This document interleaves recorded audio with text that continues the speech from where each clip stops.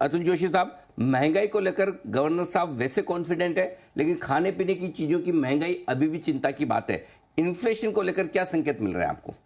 देखिए, उन्होंने जो बात कही कि रबी क्रॉप की जो बुआई है वो एकदम सेटिस्फैक्टरी है, वो एक्चुअली फैक्ट नहीं है। जैसे मैंने बताया था कि चावल की 2.7% कम बुआई हुई है और पल्सिस की 4% के करीब बुआई कम हुई है। वाटर रेजर्वायर लेवल्स भी कम है। तो रबी क्रॉप के बारे में उन्होंने जो सेटिस्फैक्शन जताया है, मेरे ख्याल से गवर्नमेंट के फैक्ट्स फिगर्स उसको सपोर्ट नहीं कर रहे हैं। ओवरऑल नंबर में भी सेम, बट स्पेसिफिक जो कमोडिटीज़ है, जो ग्रेन्स है, उसमें काफ़ी कम थोड़ा इन्फ्लेशन अपने को दिखेगा।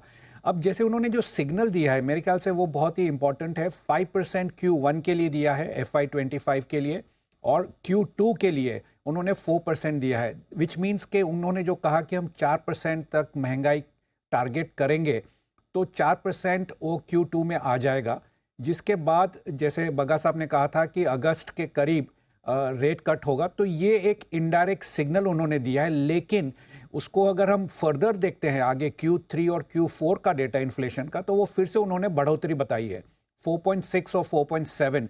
दैट मीन्स के 5% से एक स्टीप फॉल आएगा 4% पर, और 4% के बाद फिर धीरे से बढ़ेगा, 4.6 होगा, 4.7 होगा।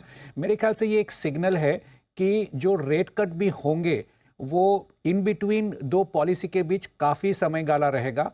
क्विक सक्सेशन में हर एक पॉलिसी में एक के बाद एक रेट कट नहीं करेंगे।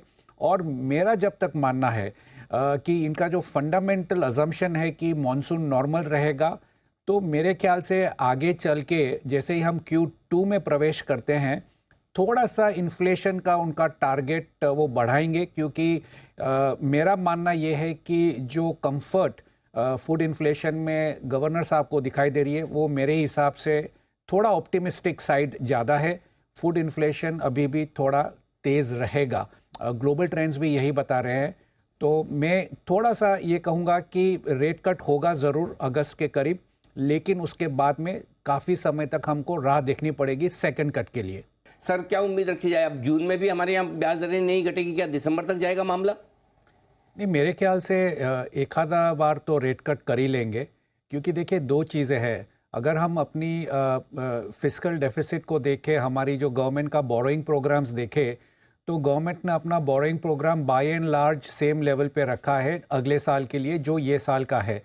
तो एक बात ये होगी कि जो गवर्नमेंट की बोरोइंग प्रेशर मार्केट में आनी थी वो नहीं आनी है, जिसकी वजह से थोड़ी लिक्विडिटी दूसरे बोरोवर्स को अवेलेबल हो जाएगी। दूसरी बात, अगर हम हमारा इंटरेस्ट देखें, गवर्नमेंट जो इंटरेस्ट पे करती है वो लगभग 10,90,000 करोड़ है, जिसके सामने बोरोइंग लगभग 11.5 लाख करोड़ है।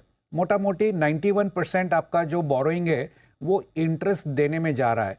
तो एक हमारा जो बहुत ही इंपॉर्टेंट फैक्टर रहता है कि इंटरेस्ट टू रेवेन्यू का जो रेशियो होता है गवर्नमेंट के लिए, उसमें अगर इंटरेस्ट रेट में हाई लेवल पे मेंटेन करता है आरबीआई फॉर फोर्सिएबल फ्यूचर, तो वो प्रेशर गवर्नमेंट की फिस्कल डेफिसिट के ऊपर बना रहेगा। दूसरी चीज़, उन्होंने 4% का टारगेट ज़रूर दिया है, लेकिन अगर हम उसके प्रोजेक्शंस देखें तो अगले 15 महीनों के लिए वो 4% और 6% के बीच में ही है, जो उनकी टॉलरेंस रेंज लेवल है। तो ऐसा नहीं है कि रेट कट 4% के नीचे आने के बाद ही करेंगे, उनका है 4% के करीब। तो ऑब्वियसली एक इंटरनल बैंड होगा 4% के अगल बगल में, कि जहां पर उनकी कंफर्ट जोन होगी और उसमें वो रेट कट करेंगे। तो मैं अभी भी मेंटेन करता हूं कि Q2 और मैक्सिमम आउटर लिमिट Q3 में एक रेट कट तो होना ही है।